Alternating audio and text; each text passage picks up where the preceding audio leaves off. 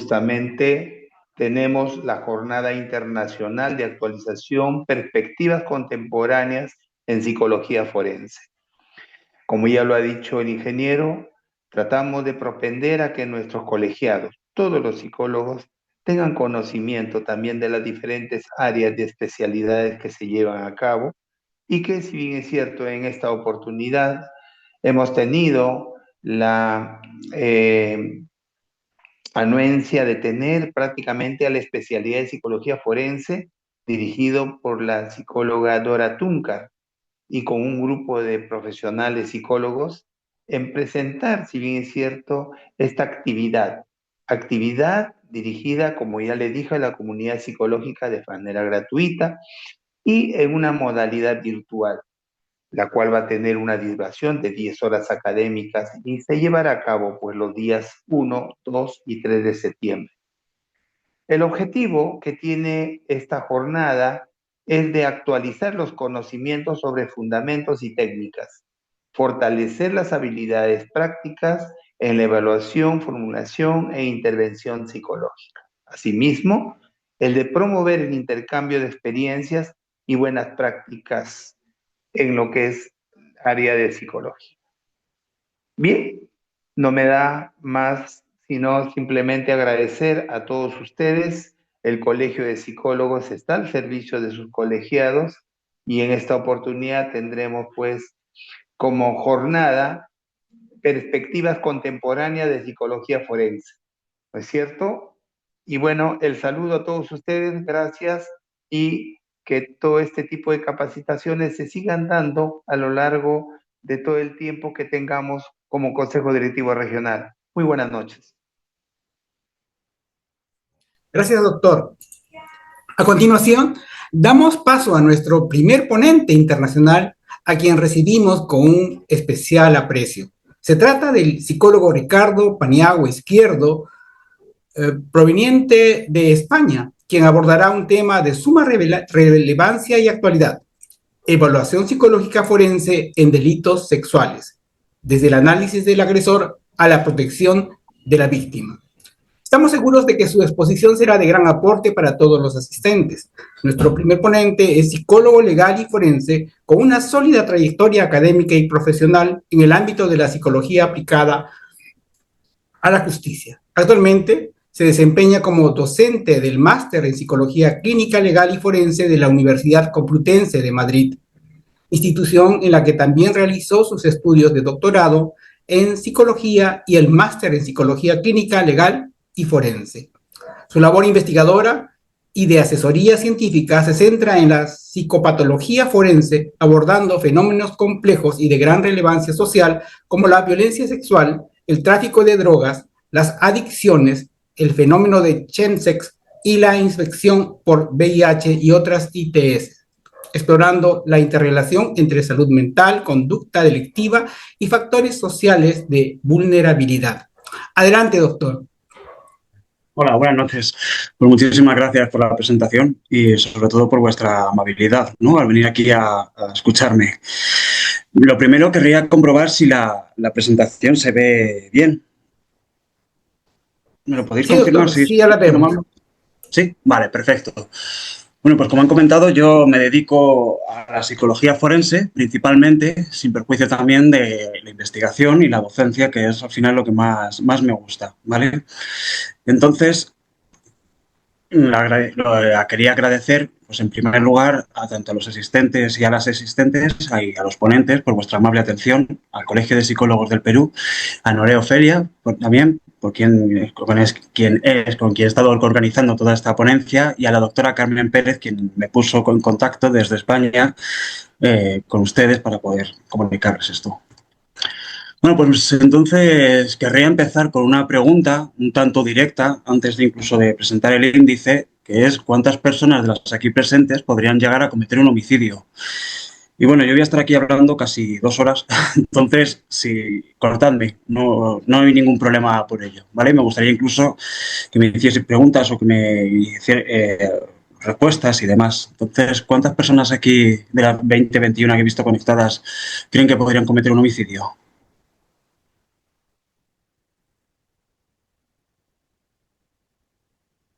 Bueno, en persona esto es más dinámico, ¿no?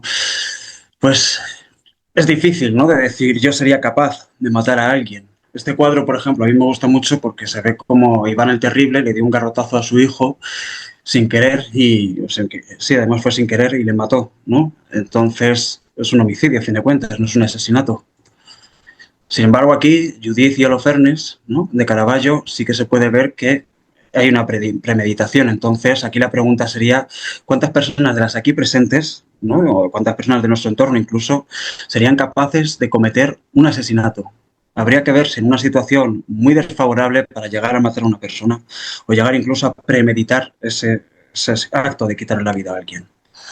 En estas imágenes podemos ver pues, uno de los peores acontecimientos que ha habido en la historia de la humanidad, que es el genocidio de los alemanes en la Segunda Guerra Mundial. A la izquierda vemos cómo se organizaban los guardias de las SS y a la derecha los destrozos que hicieron pues, sobre la población judía. Entonces, claro, uno se piensa, qué psicópatas todos, ¿no? Es un pensamiento que incluso es popular, por decirlo así. Sin embargo, desde el punto de vista de la psicología, sabemos que no todos eran psicópatas, no todos y cada uno de ellos lo fueron. Entonces, nos cabe preguntarnos, ¿la situación tuvo algún tipo de relación sobre estos actos? ¿No? Porque también estaban los Sonderkommando, que eran judíos que, a fin de cuentas, pues intentaban ayudar a los alemanes para, bueno, pues para poder, imagino, librarse del peor acto que podrían terminar. En este vídeo, a mí me llama bastante la atención y cuenta el caso de Marianne Bachmeier, cuya hija fue secuestrada y violada, que tenía 7 años, que es la pequeña que aparece aquí a la derecha, por un hombre en Alemania, ¿no?, en los años 80, si no recuerdo mal. Entonces, aquí se ve cómo la mujer entra al juzgado y saca de la gabardina su pistola y se toma la justicia por su mano. Entonces, esto es un asesinato, ¿no? Aquí hay una premeditación, ella portaba la pistola a conciencia. Claro, ninguno de los aquí presentes se imaginaría estar en esta situación hasta que llega a esta situación. Y ahora, al hilo de mi conversación, o sea, de mi ponencia, la pregunta clave es ¿cuántas personas de las aquí presentes podrían llegar a cometer una agresión sexual? Y es una pregunta bastante delicada, ¿no? Porque a priori todo el mundo diría que no. Pero la historia de la humanidad nos demuestra que eso no es así. Desde los soldados soviéticos, cuando entraban en Alemania y acosaban a una mujer, hasta no tan lejos como el genocidio de la población Tutsi en Ruanda en el 94, la guerra de Ucrania, donde las violaciones y las torturas por parte de determinados cuerpos militares se han utilizado desde hace muchísimo tiempo como un arma de guerra. Y hoy, precisamente, he visto esta noticia, que es del 13 de marzo del 2025, hace muy poquitos meses. No hay que irse 80 años atrás o siglos atrás para poder ver que el uso sistemático de la violencia sexual por parte de determinados grupos militares es una tortura, ¿no? Entonces, ¿hasta qué punto una persona realmente podría cometer una agresión sexual? Pues eso yo creo que es una incógnita bastante importante para que nosotros nos lo podamos plantear a la hora de hacer una valoración psicológica o una valoración forense. Por tanto, la respuesta es sí. Cualquier persona llevada al extremo o no tan extremo, dependerá de muchos factores, por supuesto, puede cometer una agresión sexual. Y por eso estamos aquí, para poder ver cuáles son los factores, cuáles son las variables o cuál es ese entramado tan complejo que puede precipitar uno de estos actos tan violentos en un ser humano. Bien, pues lo primero que vamos a ver, ¿vale?, en el índice es la introducción, pues unos conceptos muy generales sobre la agresión sexual y la psicología forense. Puede que sean conceptos ya un poco más redundantes o que muchos de ustedes ya lo sepan, pero bueno, siempre es útil, ¿no?, poder escarbar un poquito más en ellos. Y hablaré desde España, que es lo que más cerca lo tengo, cuáles son las bases jurídicas. A fin de cuentas, más que centrarme en el Código Penal, que, bueno, lo he hecho, ¿no?, pero más que centrarme en eso, querría darle importancia a lo que es la operativización de este delito para luego ponerlo en congruencia con lo que es la agresión, ¿vale?, el hecho que a nosotros nos importa. Seguiremos por la parte de 3 conceptos que, a mi parecer, son muy importantes a la hora de poder comprender estos delitos: el consentimiento, el dolo y la imputabilidad. Y después veremos la perfilación y la tipología del agresor sexual. Los modelos tipológicos clásicos, la plurietología, que Eso me parece a mí que es el modelo contemporáneo más útil, o al menos el que yo más utilizo. Y las drogas, las agresiones sexuales facilitadas por drogas o DFSA. Y luego ya, para finalizar, pues veremos lo que es el proceso de evaluación psicológica forense, donde le daremos importancia al informe pericial, a los principios básicos, la entrevista, los instrumentos y la evaluación del riesgo de reincidencia en la violencia sexual. Pues en la parte 1 de la introducción, pues vamos a ir a lo que dicen las grandes entidades, ¿no? La Organización Mundial de la Salud. Aquí la OMS describe una agresión sexual como todo acto sexual, y ahí hay que sacar la parte importante, ¿no? Para luego sacar la fórmula de la definición, donde o bien es tanto el acto consumado o bien la tentativa de consumar dicho acto, que también se incluyen los comentarios o las insinuaciones sexuales no deseadas. Y la OMS pone ahí el foco, en el no deseado. También habla sobre las acciones para comercializar o utilizar de cualquier otro modo la sexualidad de una persona, es decir, la trata de seres humanos o la prostitución y demás, pero la prostitución no que la persona lo realice por sí misma, sino que le obliguen para ello. O también mediante el uso de coacciones, ¿vale? Independientemente de la relación que se tenga con la víctima, da igual que sea un familiar, como por desgracia sucede en el abuso sexual infantil en muchos casos, o da igual que sea una pareja, ¿vale? Como la violencia de género cuando hay el componente de agresión sexual, o una persona desconocida simplemente, ¿no? O en cualquier ámbito, incluido el hogar y el lugar del trabajo. Bien, pues si desgranamos esta definición de la OMS, lo que podemos observar es que la fórmula es que el acto sexual o su tentativa recae sobre un componente no deseado, ¿vale? También se puede utilizar esa parte de comercio o de utilización de la sexualidad mediante el uso de coacciones. ¿Y qué se entiende como tal? Pues el uso de grados variables de la fuerza, la intimidación psicológica, extorsión, amenazas, etcétera. Dentro de este componente que está hacia la derecha del recuadro encuentra la trata de seres humanos, que a mí es un tema que cada vez me llama más la atención y cada vez me preocupa más, porque fijaos, antes desde la ignorancia me imaginaba que era meter a personas en un contenedor y explotarlas, ¿no? Pero me he dado cuenta tras ir leyendo, ¿no? Tras leer el protocolo de Palermo del año 2000 y cómo eso se tipifica en nuestro Código Penal, por ejemplo, en el artículo 177 bis, que no es tan infrecuente la trata de personas, sobre todo cuando hay un objetivo claro. Se puede ser un sexual o puede ser ejercer un acto ilegal, y para ello se emplean medios de coacción, ¿no? Luego ya pondré ejemplos que he conocido yo de primera mano. Entonces también, de manera paralela, existen los estados alterados de conciencia, donde, claro, la persona pues no vale de nada que no pueda decir que sí o que no, pues si no puede decir nada. Entonces, para mí, los crímenes sexuales facilitados por drogas pues son bastante relevantes, sobre todo por lo poco investigados o lo relativamente poco investigados que están, y sobre todo lo difícilmente investigables que son. Porque no se puede, pues por motivos éticos, obviamente, no se puede hacer un diseño experimental, y luego la conversación que se pueda tener en un contexto de investigación con una persona que lo ha sufrido está muy alterada la validez de lo que los datos que puedan aportar, puesto que la persona, pues como su nombre relata, estaba bajo los efectos de una droga cuando sufrió la agresión sexual. Y bueno, pues he puesto solamente una gráfica de epidemiología. Es un estudio que también utiliza la OMS, y es el porcentaje de mujeres de 15 a 49 años de edad que alguna vez tuvieron parejas y que informaron haber sufrido violencia sexual por parte de su pareja después de los 15 años, ¿vale? Entonces, por ejemplo, pues bueno, ya que estoy hablando a Perú, he cogido los dos datos que señalan, ¿vale? Y en Perú provincial supone que 1 de cada 2 mujeres, en términos estadísticos, ha sido abusada sexualmente por su pareja, y en Perú urbano, 1 de cada 4. A mí me parecen datos muy preocupantes, ¿no? O sea, simplemente basta con mirar alrededor y decir, venga, 1 o 2 personas, pues una de ellas, ¿no? O 1, 2, 3 y 4, una de ellas. Bueno, pues yo creo que esto es un tema que ya simplemente por salud pública, ¿no? Es una cuestión de máxima relevancia. Bien, pues vamos a ver qué es eso de un psicólogo forense. Yo lo primero que hago cuando llamo a una persona, o al revés, cuando una persona me llama a mí para solicitar mis servicios, es explicarle lo que es la palabra forense. Porque al fin de cuentas suena como a película de miedo o suena como al médico mayor con la bata llena de sangre, ¿no? Entonces, ni mucho más lejos. Forense realmente viene del latín forensis, que era algo perteneciente o relativo al foro. El foro, pues como se ve en la imagen de la derecha, era el foro romano, que es el antiguo lugar en donde se celebraban los juicios y se debatían asuntos civiles, mercantiles, políticos, etcétera. Entonces, todo aquello que tenía que ver con lo legal se le llama forense. Claro, aquí nos encontramos que en nuestro caso somos psicólogos forenses, pero también están los químicos forenses. Llega una bolsa con un polvo blanco, ¿eso qué es? Pues puede ser yeso o puede ser cocaína, pues vamos a investigar qué es, ¿no? O una persona muere y hace falta una valoración de un médico, porque es el que determina las lesiones, pues el médico forense.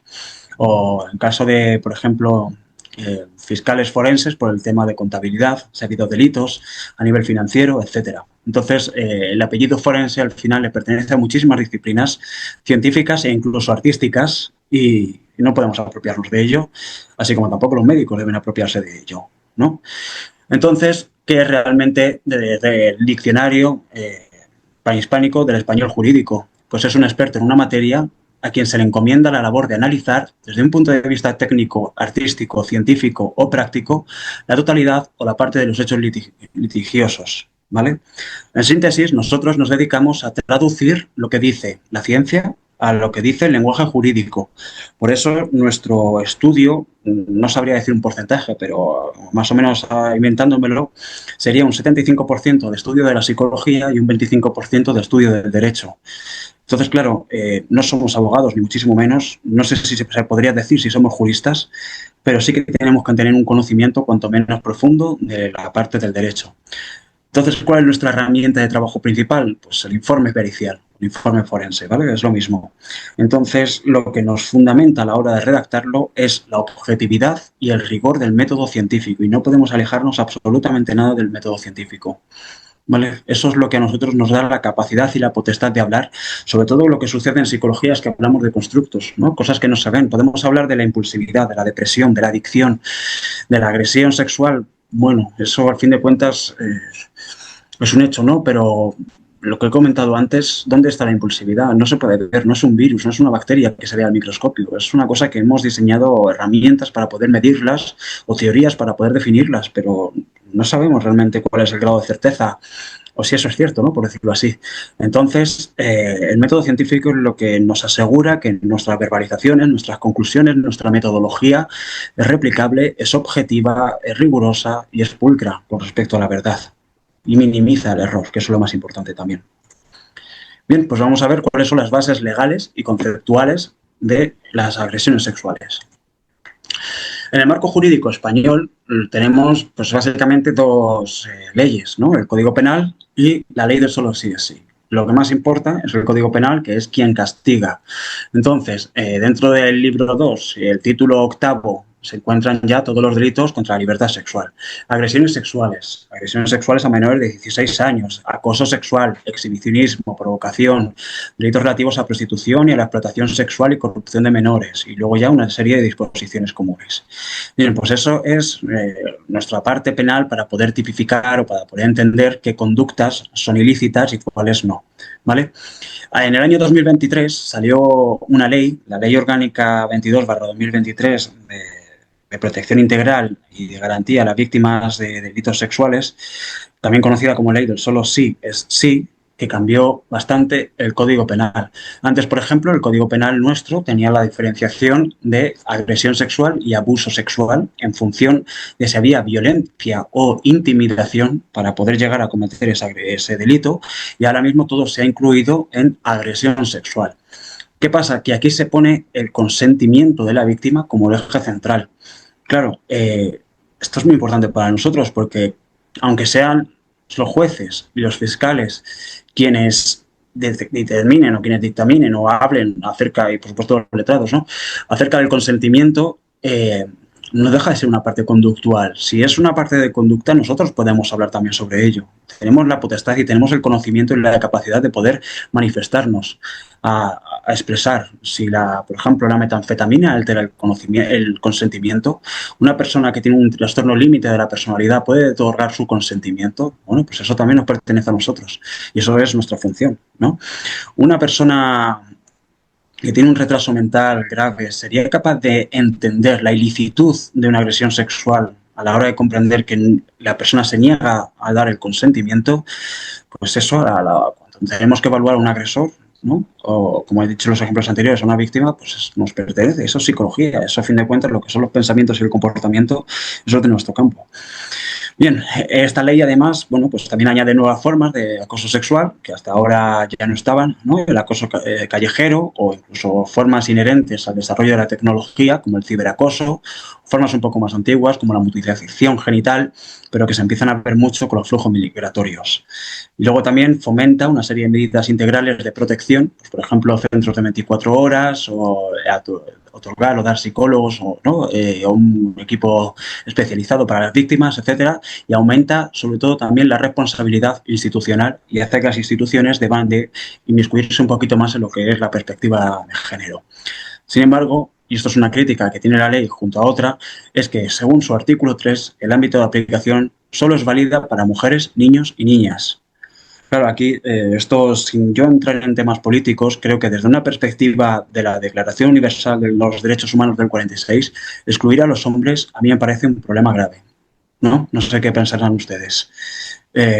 Esta ley se formuló por determinados partidos políticos, pero a fin de cuentas yo creo que lo que nosotros tenemos que defender en calidad de científicos son los derechos humanos. Y eso a mí incluso me lo ha enseñado una de las personas que más aprecio, que es mi mentor, que es el doctor Jorge del Romero, y es médico infectólogo, que tampoco tiene mucho que ver con nosotros, pero me ha enseñado que la defensa de los derechos humanos, independientemente del sexo, género, orientación, raza, religión, etcétera, de la persona, es lo que más importa. Entonces, a mí me parece que es una crítica que se podría hacer a esta ley, y además yo creo que es una crítica bastante grande, puesto, por ejemplo, que muchos hombres homosexuales sí que son abusados sexualmente y las estadísticas son demoledoras, o si no, pues hombres no homosexuales, la prevalencia es muy pequeñita, pero también hay. Y siguen siendo personas que requieren una medida de atención. Bien, ¿cuáles son las penas aquí? Pues el abuso sexual con acceso, ¿no? El abuso ha desaparecido y ya nos encontramos con la agresión sexual de 1 a 4 años, de 4 a 12 años, ¿no? Aquí vemos, por ejemplo, que el mínimo ha bajado en algunas tipologías delictivas. Pues esa es otra crítica que a nivel social a España no le ha gustado mucho, o a un porcentaje grande de España. De una forma un poquito más visible, ¿no? He elaborado este gráfico y aquí se puede ver cuáles son las penas en España, que oscilan entre 1 y 15 años de prisión, especialmente en los casos más agravados para la violación cualificada, ¿vale? Es decir, la violación y además una circunstancia que agrave ese delito, y también para el abuso sexual infantil con penetración y con una característica de violencia especial, ¿vale? Que son penas de 10 a 15 años. Esto, por ejemplo, yo me dedico a una parte que yo me dedico a lo del chemsex, ¿no? Eso os sonará a chino, y es el estudio del uso sexualizado de drogas. Entonces, me parece a mí que es muy interesante, ¿no? A fin de cuentas, son dos cosas que a la sociedad pues, le gusta mucho y a la vez generan muchísimo daño. Y está muriendo muchísima gente porque es una epidemia de drogas. Y bueno, pues estamos viendo que está habiendo muchísimas violaciones en esos contextos, ¿no?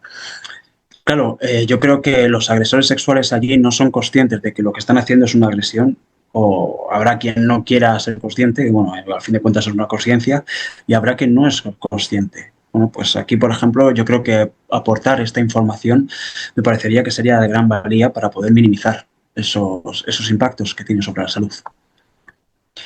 Y bien, vamos a ver qué es un agresor sexual, ¿no? Bien, pues según la perspectiva jurídica, es toda persona que comete un acto de naturaleza sexual sin el consentimiento de la víctima, ¿vale? Utilizando violencia, intimidación, coacción, abuso de poder o aprovechando esa incapacidad para prestarlo válidamente. Es decir, se pone otra vez el foco en el consentimiento de la víctima.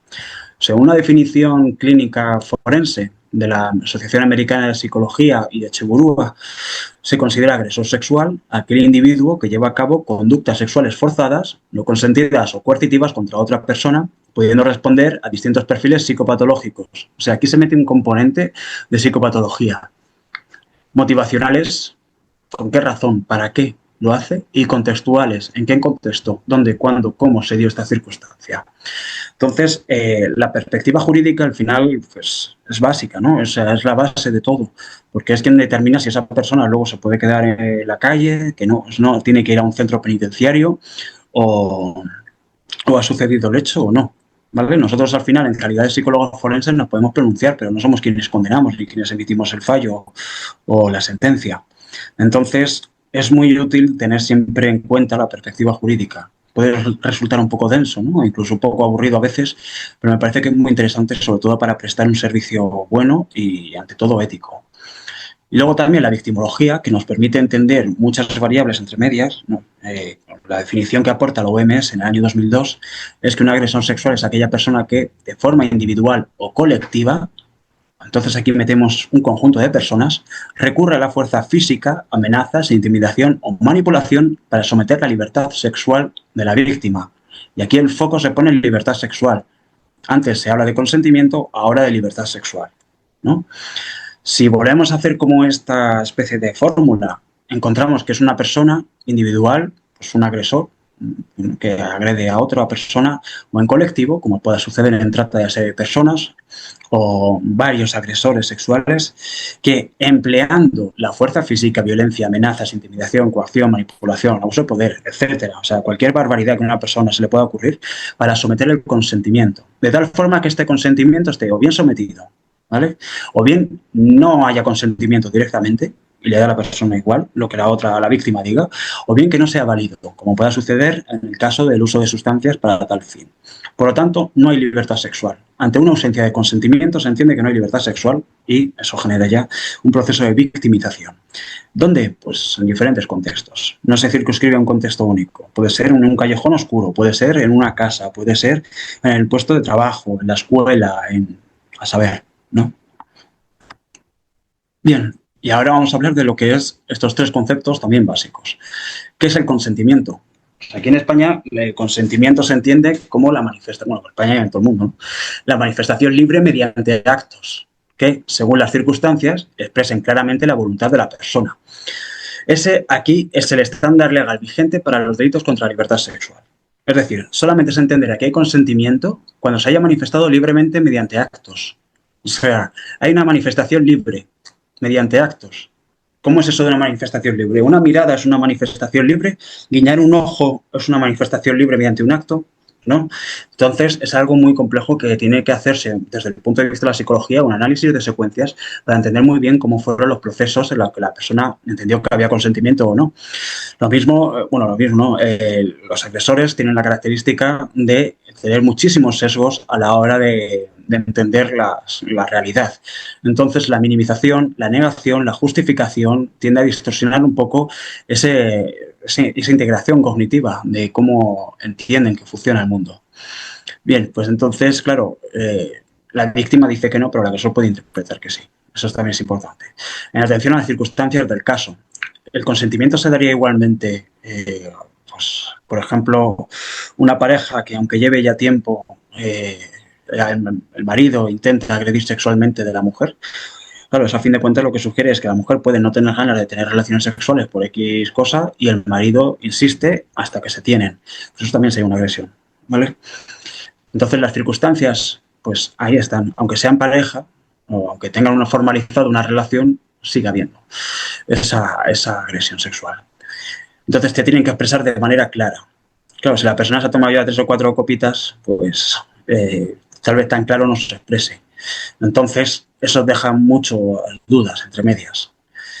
Y eso es preocupante porque, a fin de cuentas, este tipo de delitos son muy sensibles. Entonces, por ejemplo, yo lo estoy pensando, ¿no? Lo estoy llevando al ámbito donde yo lo investigo y ahí pues hay muchísimas drogas. Las drogas anulan completamente la voluntad de la persona y no se sabe cuándo se dice y cuándo no. Entonces veo barbaridades. Mirad que he llevado casos y os puedo asegurar que los casos más fuertes los he llevado en el contexto del uso sexualizado de drogas. Y ahora os contaré ejemplos, ¿vale? Cuando ya veamos con parte más teórica y nos quitemos esto que es un poquito más denso. Bien, también tiene que haber un dolo, ¿vale? Eso es importante a la hora de elaborar la parte jurídica, que el dolo en sí mismo es la consciencia del riesgo jurídicamente desaprobado y la aceptación de la probable producción del resultado. Eso, traducido de otra forma, es saber que lo que estás haciendo la vas a liar. Es decir, en un delito de asesinato con alevosía, el dolo sería que el autor sabe que va a matar porque dispara en la cabeza. ¿vale? No sería un disparo al aire o un disparo que le da en la mano o algo así. Sabemos que no a priori no es letal, sino que ahí está cometiendo un dolo. Y el dolo eventual es que el autor asume que ese resultado como posible y aún así sigue adelante con la acción, ¿vale?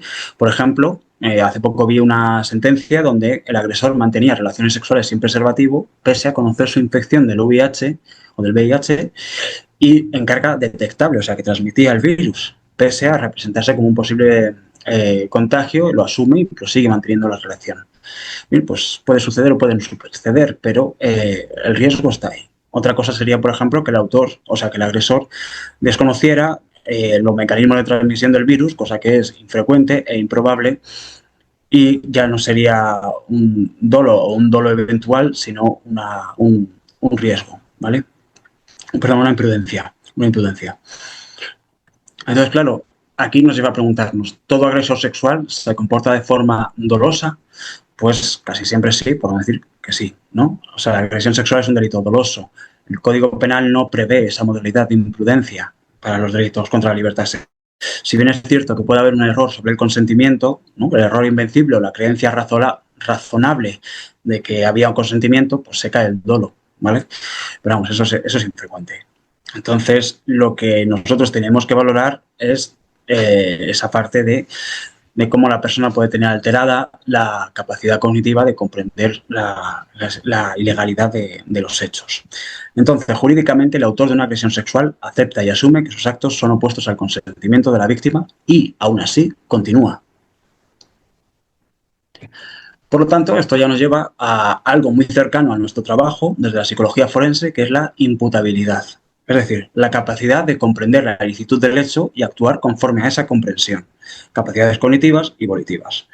También las conativas, creo que son importantes de añadir, ¿no? Su ausencia, la imputabilidad, se encajaría en España en lo que son los eximentes del artículo 20 del Código Penal y las atenuantes. Y la jurisprudencia ya pues, valorará el grado de afectación de dichos atenuantes y eximentes, ¿no? Circunstancias modificativas de la responsabilidad criminal.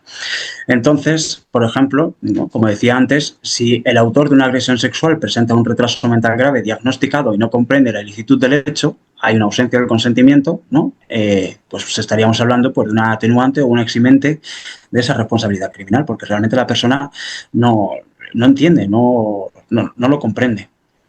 Entonces, por ejemplo, a mí, yo me acuerdo que cuando estudiaba, la forma más evidente de poder entender esto es como la persona que roba para poder costearse la adicción que tiene, ¿no? Es un delito, pero no puede parar, tiene esa ansia, tiene ese síndrome de abstinencia, que es lo que le motiva a conseguir la sustancia.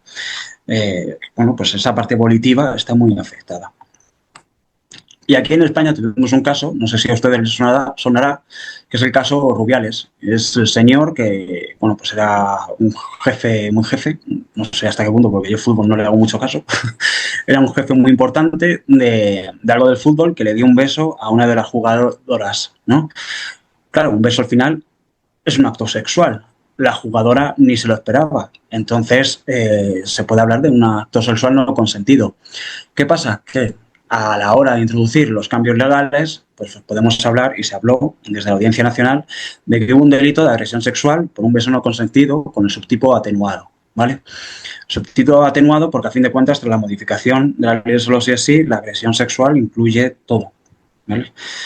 Entonces, que le pusieron una multa de 18 meses, de 10.800 euros en total, que ahí están los soles, y la indemnización de 3.000 euros, que son 12.500 soles peruanos.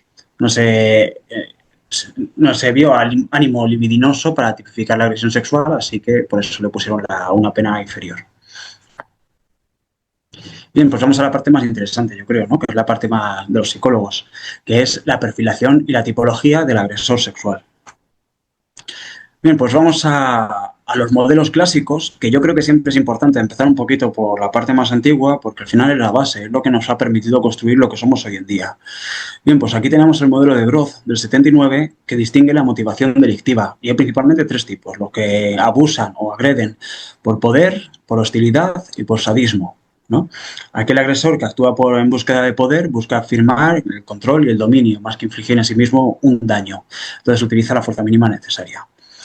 Según Groth, el agresor que utiliza la ira estaba motivado por la hostilidad, la humillación y el deseo de causar un daño, Entonces, utiliza una violencia excesiva respecto al acto sexual. Y ya, finalmente, está el agresor sádico, quien combina la excitación sexual con el sufrimiento de la víctima, planifica y presenta un mayor riesgo de reincidencia y de letalidad en el acto. A la derecha podemos ver la fotografía de Elizabeth Short, que también es conocido como el caso de la Dalia Negra, que es una mujer que creen que la violaron y además pues un asesinato donde la pobre mujer acabó bastante mal, ¿no? Desfigurada, la rajaron, etcétera. Entonces, esto encajaría con un agresor sádico y bueno, desde luego que quien llega a estos extremos, pues es muy interesante y a la vez muy, muy triste, ¿no? Por la parte de la víctima, qué es lo que a estas personas le conduce a llegar a hacer eso, qué es lo que se les pasa por la cabeza, ¿no? Yo creo que para poder ser un buen forense, en cierto modo, hay que hacer como ese ejercicio de empatía, hay que verse en la posición de la persona y decir qué es lo que ha tenido que vivir, qué es lo que ha tenido que pensar, qué es lo que ha tenido que ver para poder llegar a realizar eso, ¿no? Imaginarse en la habitación donde esta chica, donde todavía estaba viva, para poder entender realmente cómo es el comportamiento humano.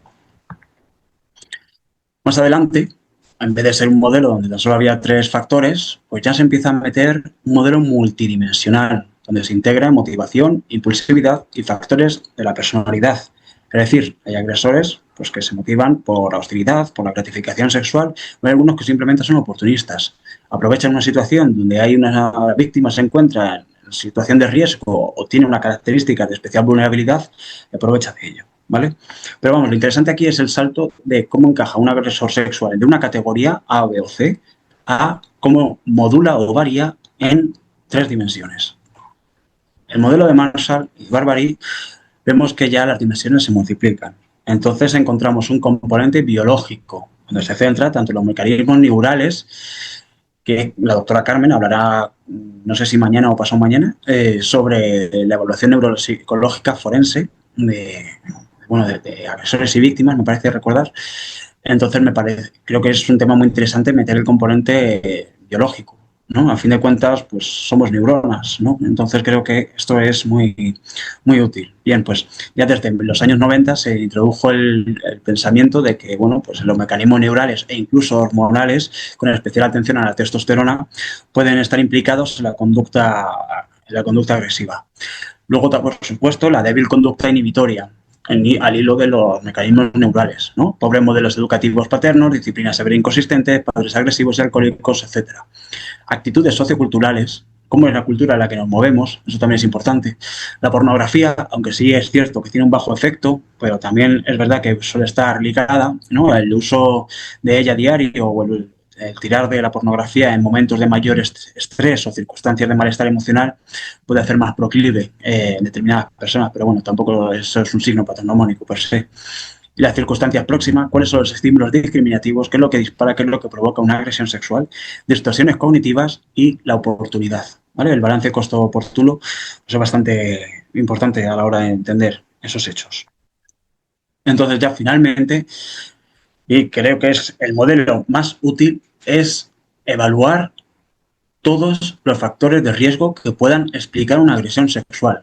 Entonces, cuando nos llega una pericial para poder valorar ¿esta persona es un agresor o no lo es? Bueno, por lo primero no podemos responder a si lo es o no lo es. Podremos responder si tiene los suficientes factores de riesgo para poder llegar a serlo, ¿vale? ¿Dónde hay que evaluarlo? Pues entre las relaciones entre iguales, la historia familiar, las relaciones de pareja, comportamiento sexual, ¿no? Factores psicosociales, condiciones sexuales, factores interpersonales y condiciones de género. Claro, y aquí cada uno de estos dominios tienen una serie de factores dentro de ellos. Yo cuando hago un peritaje paso un total de 52 factores de riesgo aproximadamente, que eso lo saqué del SVR, que es, lo veremos al final, un test que se utiliza para ver el riesgo de reincidencia. Por lo tanto, en una persona que se cree que es la primera vez que lo comete no se puede administrar, puesto que no reincide, sino incide, y también de revisiones metaanalíticas. Entonces, lo que nos tenemos que quedar de este apartado de la ponencia es que la agresión sexual es plurietiológica, tiene múltiples causas. No hay ningún elemento patognomónico en sí mismo o que defina por sí mismo a un agresor sexual. Es decir, no hay un signo o un síntoma que digamos por tener esto ya eres un agresor, sino que es una combinación de todos los síntomas anteriores que en sumación e interacción pueden llegar a explicar una agresión sexual. Bien, pues la agresión sexual como conducta no ha de medirse en términos dicotómicos, de sí o no, cometerá o ha cometido una agresión sexual, sí, no, eso sería un error, ¿vale? Eso sería un error, además de reduccionismo, sino probabilísticos. Pues vamos a ver el número de factores de riesgo favorables frente al número de factores de riesgo que le estamos administrando por 100. Sería una fórmula muy sencilla, yo no la utilizo, pero bueno, pues nos podría dar una pista, ¿no? Simplemente, de cómo esa persona tiene una serie de factores de riesgo. Aunque ojo que esto también tiene problemas. Y la agresión sexual, bueno, pues como he dicho, depende de múltiples factores de riesgo, de la sumación y de la combinación entre ellos.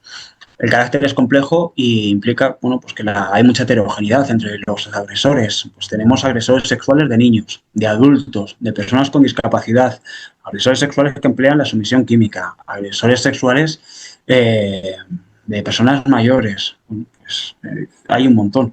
Entonces, el decir encajas en este tipo o en aquel otro, creo que es un problema y se reduce muchísimo. Por lo tanto, el hecho de que podamos hablar de una serie de factores que se combinan o hay factores que tendrán mayor peso que otros. Por ejemplo, ver pornografía, según los estudios, es un factor de riesgo, pero ¿qué porcentaje de la población masculina no ve pornografía? Perdón. O hacer deporte o pertenecer a un grupo deportivo, ¿no? Practicar fútbol, por ejemplo, o baloncesto, también se entiende que es un factor de riesgo. Pero claro, eso hay que entender que esos estudios están realizados en Estados Unidos, donde el pertenecer a una fraternidad o a algún tipo de agrupación sí que puede fomentar las condiciones relativas al género, donde hay una desigualdad y eso promueva las agresiones. Entonces, hay que tener un conocimiento muy específico de lo que supone cada uno de los factores de riesgo en congruencia con el resto. Por lo tanto, la pregunta no es ¿esta persona es un agresor?, sino esta persona reúne de manera particular los suficientes factores de riesgo y no presenta los suficientes factores de protección. Ojo que aquí también importan los factores de protección.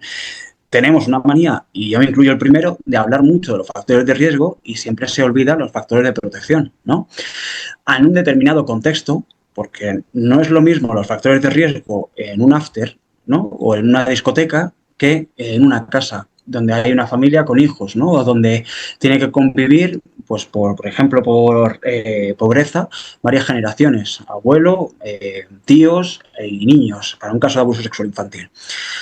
Entonces, es en ese determinado contexto para llegar a cometer. O sea, tenemos que hablar de la sumación de factores de riesgo, de la influencia de los factores de protección en determinados contextos para ello. Es decir, la pregunta es mucho más compleja.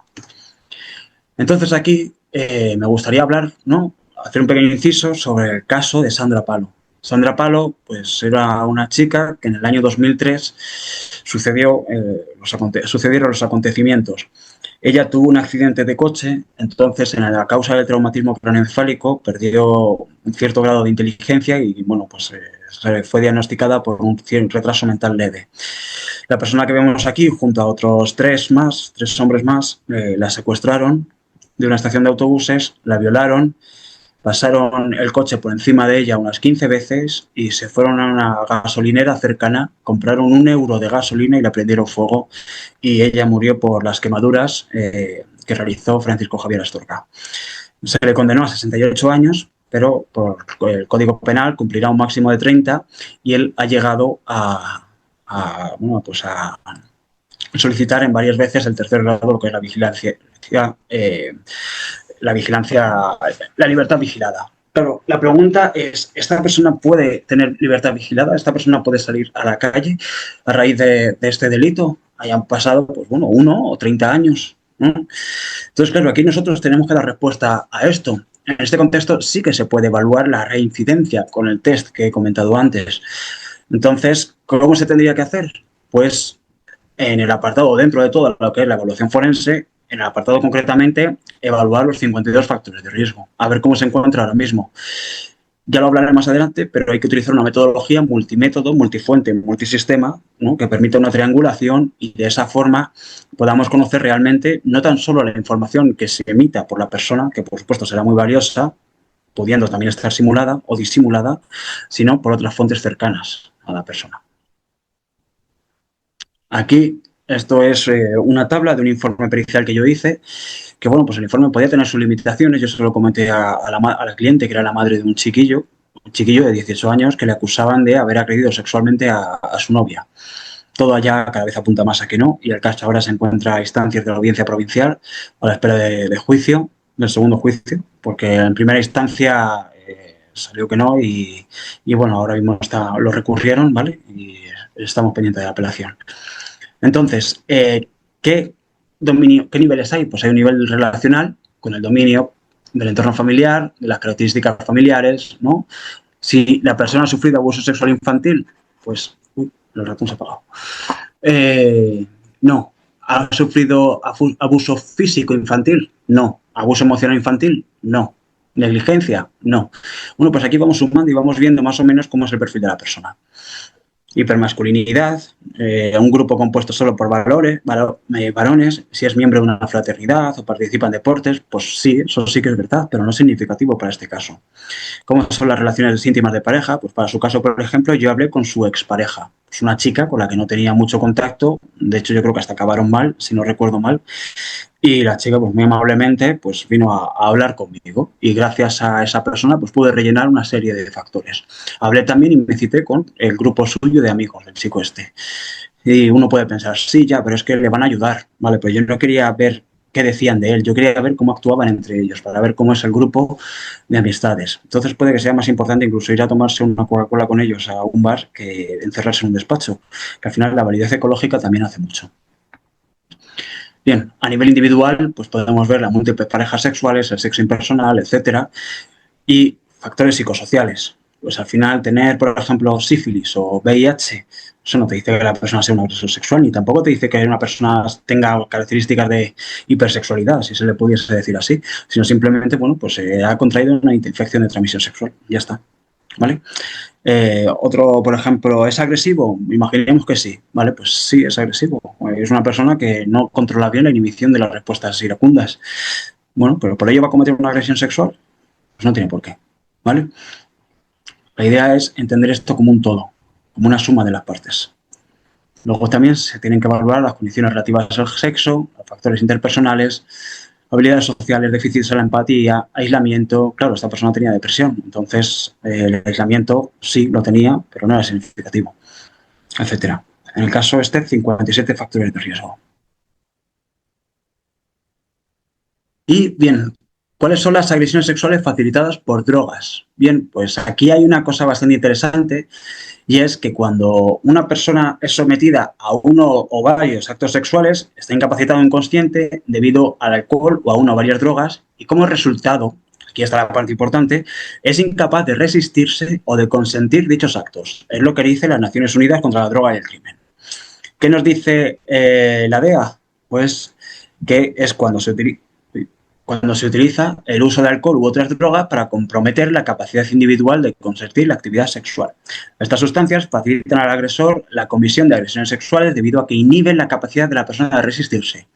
Claro, aquí ya no ponen el foco en el consentimiento ni en la libertad sexual, sino en la resistencia.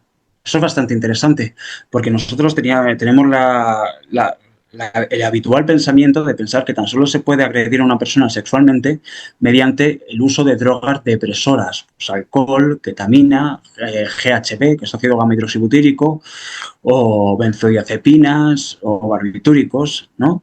Aunque lo más frecuente es el alcohol, seguido de las benzodiazepinas, sino que también se puede agredir a las personas con sustancias estimulantes.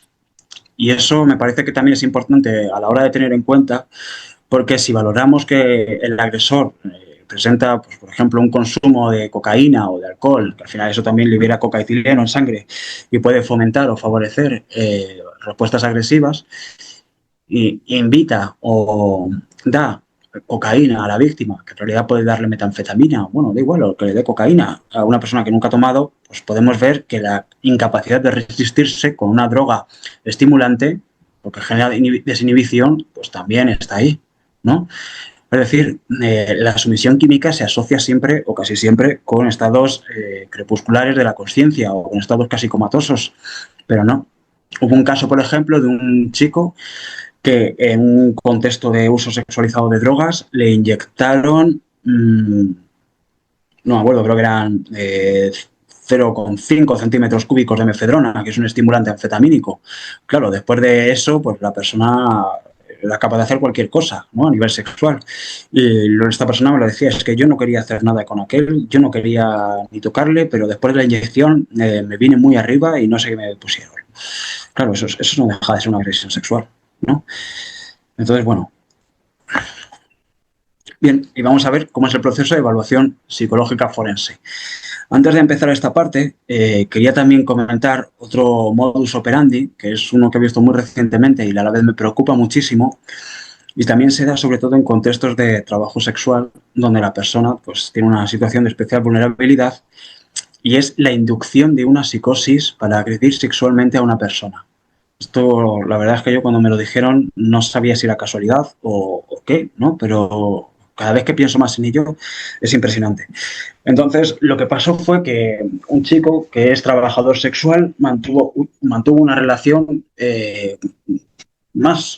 muy cercana o demasiado cercana, por decirlo así, con el cliente. Entonces, el cliente, una vez que empezaron ya a quedar de una manera más a menudo y tal, una noche se encuentra que le ataron y le inyectaron, según recuerda él, unos 600 milímetros cúbicos de metanfetamina. Una barbaridad eso es una barbaridad, que se podría haber muerto ahí. A la par que eso, el chico cree que le pusieron algún tipo de droga disociativa, pues como peyote o LSD o ketamina. Ketamina también considera que le pusieron, puesto que al final no sintió el dolor apenas. Entonces, después de esto, claro, el chico tuvo un brote psicótico, le agredieron física y sexualmente entre varias personas y cuando fue al hospital en un estado de psicosis, el testimonio que dio pues no era válido, ¿vale? Claro, porque al final mezclaba las cámaras que le habían puesto con que le estaban vigilando, con que le habían inyectado plástico o no sé qué historias con el relato, ¿no?, de la propia agresión. A nivel jurídico, pues esto presenta bastantes problemas. De hecho, fue a juicio, cosa que me sorprendió bastante, porque la ley del solo sí es sí no le protege absolutamente nada. El Código Penal, por supuesto, castiga al agresor, pero él no tiene protección por ser hombre y perdió el juicio. Por eso, precisamente. Entonces, este de aquí, al ser un caso en un contexto de trabajo sexual y demás, creo que se debería haber llevado por la trata de personas en vez de por un delito de agresión sexual. Y ahí ya sí que se habría anulado, ¿no?, por el hecho de que el relato de una agresión sexual mediante un brote psicótico tuviese tanta relevancia. Entonces, bueno, pues por eso comento que me parece muy importante esa parte de integrar el mundo del derecho con el mundo de la ciencia. Bien, pues un informe pericial es nuestra herramienta de trabajo, la más importante. Es una prueba científica, al igual que no puede serlo una huella dactilar. Y como tal, pues tiene que hacer constar unos datos fidedignos, ¿vale?, o susceptibles de hacer patente la verdad o bien la falsedad de algo que se alega en un juicio. Es decir, es un documento en el que recogemos toda la información recabada y especialmente la metodología que hemos llevado para ello, para la que se fundamentan las conclusiones que responden al objetivo de la pericial, ¿vale? El proceso sería, nos solicitan la pericial, hacemos la valoración pericial o forense de la persona y emitimos el informe. De eso lo ratificamos en sala, se valora por el tribunal y sale la sentencia. Ese es el objetivo muy sencillo, ¿no?, de la parte jurídica. Entonces, ¿para qué se nos puede solicitar nuestra labor? Para determinar lesiones o secuelas en víctimas de delitos violentos, por ejemplo, en casos de violencia sexual. Para crímenes o delitos sería mejor que crímenes, contra la libertad sexual, ¿vale? En aquellos casos donde hay adicciones, valoración de la imputabilidad, como hemos visto antes, si la persona presenta una serie de circunstancias que modifiquen su responsabilidad criminal, ¿vale? Valoración de la peligrosidad criminal, si hay riesgo de reincidencia, o valoración de la simulación, si la persona puede estar, bueno, pues exagerando una serie de sintomatología de tal forma que se esté buscando una alteración a la imputabilidad, o bien disimulación, aunque bueno, eso en contextos de agresiones sexuales suele ser menos frecuente, dentro de lo que cabe esperar de un agresor. Y claro, ¿cómo respondemos al tribunal? Pues lo primero depende del objetivo, depende de los que nos pidan, pero sobre todo, como he dicho al inicio, con el método científico. ¿Cuál es la estructura de un informe? Pues inicialmente la portada, ante todo. Porque parece mentira, ¿no?, pero nos evita poner datos de la persona y también damos cumplimiento, al menos aquí en Europa, a la ley de protección de datos, ¿no? Entonces, ya después hablamos sobre los datos iniciales, el objetivo, la metodología, etcétera. La metodología, ahora hablaré de ella, porque lo más importante es que sea científica y triangulada, mediante el método multifuente, multisistema, valga la redundancia. Y luego pasamos a la parte descriptiva, es decir, ¿qué información nosotros vemos? Realmente aquí no estamos diciendo nada de nuestra esencia como peritos en el informe, simplemente nos limitamos a reflejar la información descriptiva o que describe a la persona o a la persona que peritamos. Entonces, ¿qué obtenemos de la persona en concreto a la que estamos peritando? ¿Qué obtenemos de los informantes de esta persona, que generalmente suelen ser parejas, amistades o familia? En algunos casos también compañeros de piso, suele venir bastante bien. El análisis de la documentación, tanto judicial, clínico-asistencial, académica, laboral, ¿vale? Aquí cualquier información es útil y es mejor que sobre y nosotros la descartamos a que falte. La exploración psicopatológica, pues de las funciones cognitivas, afectivas, cognitivas y fisiológicas, y luego ya los test y las pruebas clínicas. Los test de cribado, de personalidad base, personalidad patológica, luego cualquier prueba clínica y otro tipo de mediciones que sean oportunas en función de cada objetivo de una pericial. Y ya después pasamos a la parte más inferencial, entre comillas, puesto que integramos toda la información descriptiva que hemos obtenido, que insisto, nosotros hasta ahí no decimos nada, simplemente recopilamos y reflejamos información con la formulación forense, que sería todo ese ejercicio de integrar todas las variables en un modelo que no describa simplemente, sino que dé un paso más allá y explique lo que ha pasado. Es decir, que de una forma u otra hagamos una inferencia sin llegar a cometer un error, ¿no? Pero sí que podamos tener tantísima información de la variable sobre la conducta, problema u objeto a analizar que seamos capaces de establecer nexos causales o correlacionales entre cada una de las variables. Lo siguiente sería el contraste de hipótesis, en el que pues como el método científico dicta, ¿no? Se enuncia una hipótesis y su contraria para que luego cada una de ellas sea verificada o falseada mediante los datos descriptivos. Por ejemplo, sobre la simulación y disimulación. Pues decimos, si ha sido administrado, pues qué sé yo, un total de 7 test con evaluación de la simulación y esto hace que tengan 27 escalas de evaluación de las... es que aquí son las 4 de la mañana casi, estoy cansado, perdón. Se les ha pasado varios tests donde se evalúan escalas que analizan el posible sesgo, ¿no?, de respuesta o posibles alteraciones en la valoración de la simulación. Pues bueno, pues si sale una o dos no pasa nada, ¿no? O habría que atender que lo que ha podido generar ese tipo de sesgo. El problema es cuando salen muchas. Entonces, bueno, pues ahí ya podemos decir que si toda la información de los informantes coincide, que además coincide con la información que aparece en los documentos, que por supuesto con la información de la entrevista y además también es congruente con lo que dicen los test, pues podemos descartar la disimulación o la simulación y nos quedamos con que la clínica que hemos obtenido es genuina. ¿Vale? Pues así se hace también sobre el nexo causal, sobre la peligrosidad criminal, etcétera. Y todo ello nos lleva al final a una discusión que ponemos en contraste los datos que hemos obtenido sobre la pericial o sobre la parte descriptiva con las hipótesis, con lo que vemos en la literatura científica, ¿vale? Para que podamos, pues, dar un sustento técnico a lo que decimos, ¿vale? Y eso finalmente nos lleva a las conclusiones, de tal forma que estamos triangulando todo y hacemos una forma de embudo que desde lo más complejo vayamos a lo más contundente que esté en el apartado de conclusiones. Bien, ¿cuáles son los principios básicos? Pues aquí tenemos que seguir unas guías, ¿no?, que nos aseguren la validez científica de las conclusiones y también unos aspectos éticos. Lo primero, la objetividad y la neutralidad. Nosotros somos independientes, es decir, nosotros vamos en nombre de la ciencia, no vamos en nombre de la persona que la que peritamos, por decirlo así. Nos podrá remover por dentro y podremos decir muy en silencio, pobrecito o qué cabrón, ¿vale? Pero no podemos manifestar eso en absoluto por ninguna parte.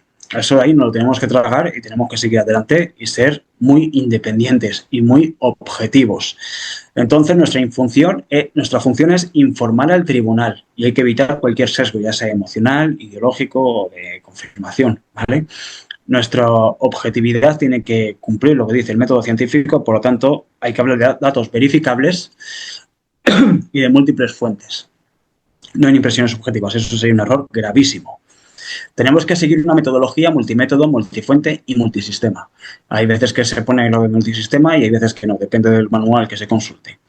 Pero bueno, lo importante al final es que no hay que utilizar un test o una entrevista aislada para obtener una conclusión y por lo tanto se requiere mezclar entrevistas de corte clínico donde se puedan extraer pues, bueno, pues, sintomatología o aspectos que puedan sugerirnos alteraciones, ¿vale? Y forenses, ¿de acuerdo? Entonces también tenemos que utilizar pruebas psicométricas, documentación judicial y penitenciaria e informes de terceros, ¿vale? Y esto al final, pues bueno, pues nos permite que la prueba sea replicable, que cualquier persona utilizando nuestra información descriptiva sea capaz de obtener los mismos resultados.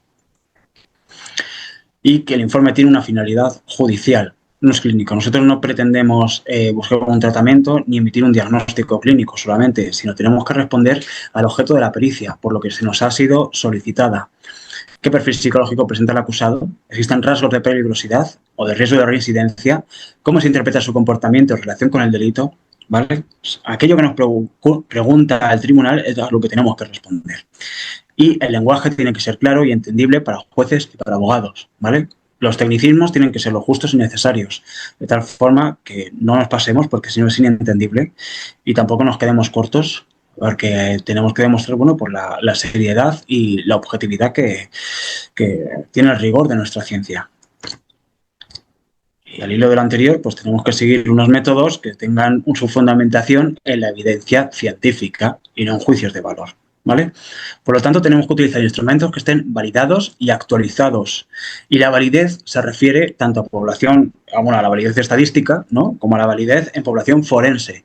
No pasa nada si no se utilizan métodos que estén validados en población forense puntualmente. Por ejemplo, el BDI, aunque no tenga esa validez forense de que la persona puede responder y se puede inventar las respuestas, pero bueno, si vemos que el resto de escalas han salido bien y que no se aprecia ningún síntoma que sugiera una alteración en la respuesta o en el patrón de respuesta, pues podemos pasar un test de estos, ¿no? La explicación de la metodología tiene que estar bien puesta, como veremos ahora, y tiene que ser reproducible por otro perito. Eso también es muy importante de cara a un contrainforme. Yo personalmente, cuando hago los informes forenses, los hago para la persona, por supuesto, o mejor dicho, los hago para la ciencia, ¿no? Pero también los hago pensando que yo voy a estar en el otro lado y que mi informe puede recibir un contrainforme. Entonces, yo tengo en cuenta cuáles son los principales fallos de mi informe y pues eso lo relleno, ¿no? Por ejemplo, en vez de poner en un test, esta persona presenta un neuroticismo elevado. Bueno, pues eso se quedaría corto. ¿Por qué? ¿En qué me baso? Sería mucho mejor poner, según la prueba NEO-PIR, esta persona presenta una puntuación típica, pues no sé, de 68, lo que se corresponde a un factor de neuroticismo elevado. Bueno, pues eso de ahí sí que es replicable, ¿no? Cualquier persona con una puntuación típica de 68 presentará un rasgo elevado de neuroticismo. Pues aquí esto... Estaba revisando y digo, espero no haberme dejado un nombre. Esto de aquí es un cachito de un informe forense, ¿no? Al final, bueno, pues siempre viene bien o siempre es útil tener como un informe base en el que lo vamos rellenando, lo vamos mejorando con el paso del tiempo y también después de cada juicio, pues aprendemos, ¿no? Entonces, el poder construir, el poder mejorar estos informes, pues viene muy bien. Entonces, considerando los principios de objetividad, sistematicidad, porque al final es todo el rato igual, por decirlo así, y reproducibilidad, como una receta de cocina. La ciencia es como la química, ¿no? A mí se me viene a la cabeza que la ciencia es química pura. Al final tenemos que reproducir 5 gramos de cloro más 6 gramos de tal, tiene que dar no sé qué. Bajo unas condiciones de presión, temperatura, pues esto es igual, ¿vale? La administración de un NEO-PIR más un PAI más tal, más la línea de vida, más el análisis de no sé qué, tiene que dar como conclusión tal. Que caracterizan al método científico en psicología, ¿vale? El presente informe pericial se fundamenta en una metodología multimétodo, multifuente y multisistema. Y por ello implica pues, un montón de entrevistas, ¿no? Y se detallan.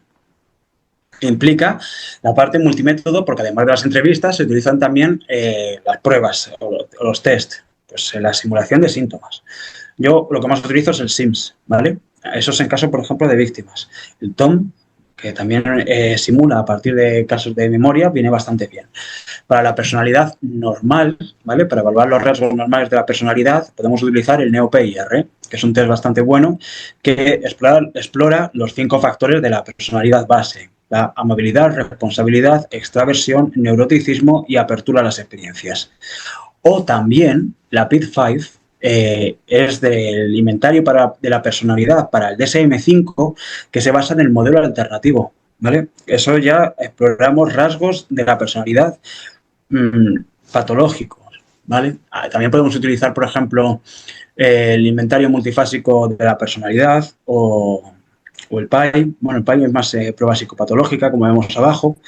Ahí también encajaría el MMPI, que otro es bastante importante, y también tiene además unas escalas de validez muy robustas, o el CIT, el cuestionario de impacto del trauma, o cualquier escala clínica que se nos ocurra, ¿vale? Y luego también es muy útil el TMT, el test de los 5 dígitos, y también la prueba Stroop, ¿vale? En este caso no la administré porque la persona era daltónica.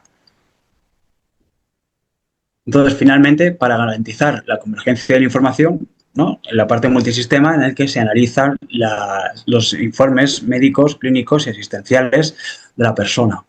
Entonces, de esta forma ya pues vemos que damos cumplimiento a ese principio.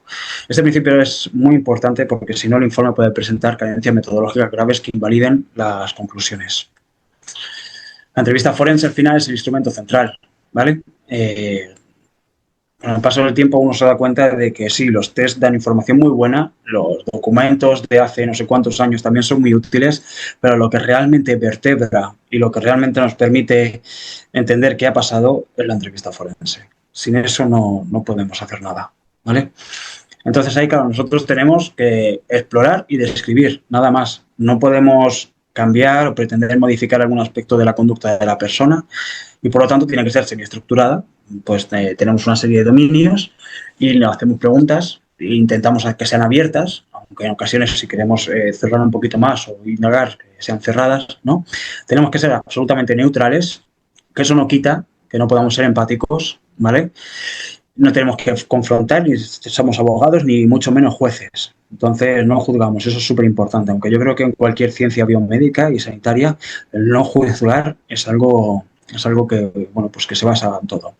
Tenemos que tener un enfoque biopsicosocial de tal forma que integremos todo y la finalidad, insisto, tiene que ser jurídica. Ese informe no es para nosotros, no es para el cliente o la persona peritada, no es para un fin clínico, sino que es para un jurista. ¿Cuáles son las áreas de exploración? Bueno, pues aquí la exploración se puede hacer de dos formas, ¿no? O bien dirigida por áreas o bien dirigida de una manera psicobiográfica. Yo personalmente me apaño más si empiezo, cuéntame lo que te pasó pues desde los 3 años hasta hace 20 minutos, ¿no? Y ahí pues uno tiene en la cabeza que tiene que ir evaluando todas estas áreas, ¿vale? Pero de pequeño, ¿qué tal en el colegio? Y, oye, ¿y qué tal con tus amigos? ¿Cómo te llevabas de pequeño? ¿No? Pues así, bueno, pues uno va viendo todo esto. Luego ya cuando se introduce uno en la adolescencia, pues podemos evaluar lo que es la historia sexual y las relaciones interpersonales, que estas dos áreas son especialmente interesantes dentro de lo que es la evaluación de un agresor sexual. El consumo de sustancias es muy importante y luego también he añadido los problemas médicos, que yo creo que eso es algo que, aunque no es nuestro campo, puede dar una información muy útil.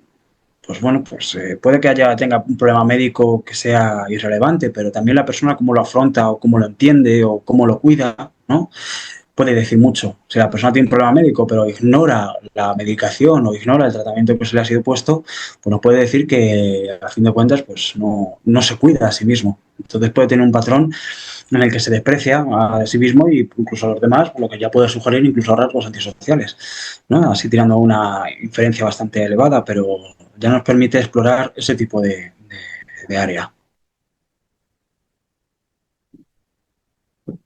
Entonces, ¿cuáles son las técnicas para la entrevista? Pues primero la construcción de un rapport adecuado, ¿vale? Que haya preguntas abiertas y cerradas y el control de la sugestión y manipulación. Al final, los agresores, como he comentado antes, tienen esa tendencia a expresar múltiples sesgos que minimizan, niegan o culpan a la víctima. Por lo tanto, nosotros tenemos que estar ahí muy pendientes para detectar esas inconsistencias y, por decir, bueno, pues esta es información sesgada desde el punto de vista de su cognición. Luego, tenemos que tener el consentimiento informado, de, bueno, pues eso a nivel legal también, para protegernos nosotros mismos. El registro detallado.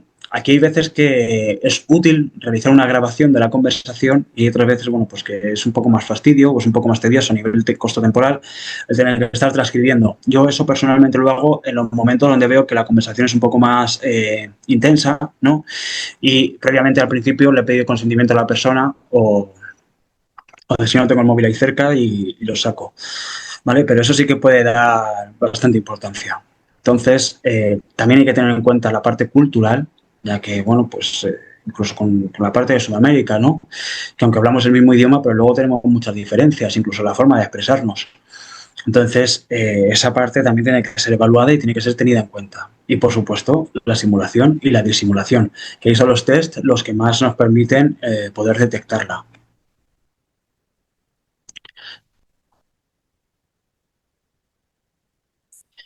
Y bueno, ya finalmente vemos aquí la valoración del riesgo de la reincidencia, que es el manual la SVR, la versión 20, que es un instrumento de evaluación actuarial. Eso significa que recoge una serie de índices en torno al 0, 1 y 2. 0 significa que el ítem que evalúa no está presente, 1 que está parcialmente presente y 2 que está muy presente o es evidente su presencia, y mediante una sumación de los mismos y una serie de baremos pues se puede valorar el riesgo de reincidencia para la violencia sexual. Y este es uno de los pocos test, ¿no? O de las pocas pruebas actuariales que tenemos para este índice. Claro, aquí la clave está en el reincidencia, por lo tanto, no es válido para personas que no han cometido una agresión sexual. Por eso yo, por ejemplo, para realizar estas labores utilizo el listado de 52 factores de riesgo. Bien, y muchas gracias, pues he terminado por vuestra amable atención. Espero que os haya gustado la presentación y que, bueno, de una forma más o menos rápida o corta o extensa, haya podido dar una perspectiva general a lo que es la agresión sexual y sobre todo a su relevancia por la parte de la psicología forense. Así que de verdad que gracias por vuestra atención.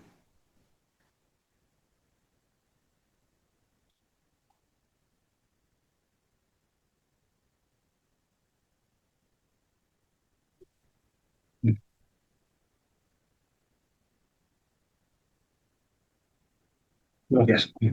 No sé si tenéis alguna pregunta o tenéis alguna duda.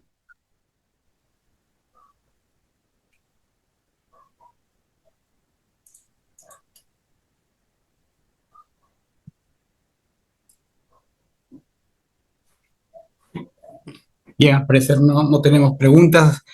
Agradecemos de manera especial al psicólogo Ricardo Paniagua Izquierdo por su valiosa ponencia, así como a cada uno de ustedes por su atención activa y en esta primera parte de la Jornada Académica Internacional. Perspectivas contemporáneas en psicología forense.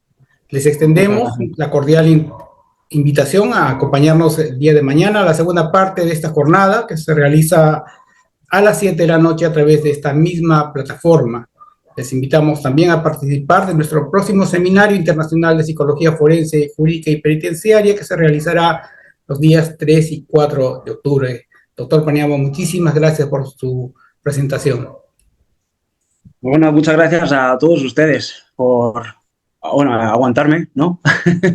Es una lástima al final que las cosas sean online, que la tecnología pues nos da las gracias por hablar a miles de kilómetros, pero no nos deja vernos las caras. Y al final es lo más humano.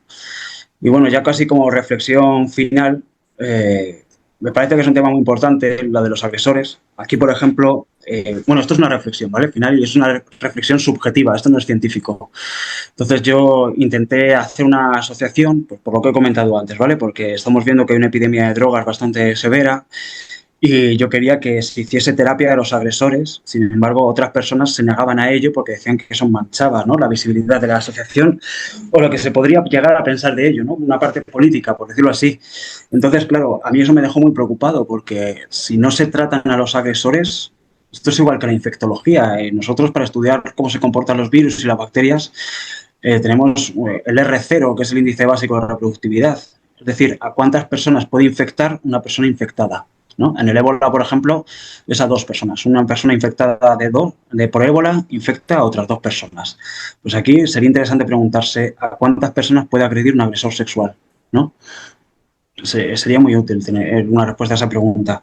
Entonces, claro, si no tratamos al agresor, no vamos a exterminar el problema. Por supuesto, esto es una idea, ¿no? A fin de cuentas, tratar una idea como si fuese una infección, pues no tiene ninguna lógica. Pero creo que es muy importante también, además de poner el foco en las víctimas, por supuesto, eso nunca jamás se debería olvidar, sino también poner el foco en los agresores, porque de alguna forma hay que cortar esta cadena. Y si un agresor puede generar 1, 2, 4 víctimas, pues es eso que se ahorra a la sociedad. Es un dolor que se ahorra a las personas que lo sufren y sus allegados cercanos. Incluso, como estaba leyendo antes, hojeando un libro rápidamente, la familia del agresor, lo que tiene que sufrir pues una madre, imagino, al saber que su hijo ha violado a otra persona. Por ejemplo, de Sandra Paro, la chica que violaron, atropellaron, quemaron, el agresor, su madre murió en prisión, mientras que él estaba en prisión, y su padre no le habla. Entonces, claro, decimos, bueno, pues que se fastidie, ¿no? Por mala persona, ¿no? La parte más humana nuestra, pero realmente, ¿cómo estará ahora mismo el padre de aquel hombre? Entonces, también eso es una víctima también de él. Es una víctima, aunque sea su padre, aunque no tenga nada que ver con el agresor, eso también es una víctima. Y yo creo que eso también hay que poner el foco ahí, ¿no? Hay que decir, bueno, pues es que es desastroso, es una bomba nuclear, no tan solo afecta al sitio donde cae, sino los miles de kilómetros que hay alrededor. Pues esto es exactamente igual. Y bueno, pues insisto, muchas gracias, perdón si he estado cansado, que aquí son las 4 de la mañana ya. Y se nota. Bueno, intento hacer lo mejor posible, pero mil gracias por vuestra amable atención. Muchísimas gracias también. Gracias por este esfuerzo especial que nos ha compartido. Un placer.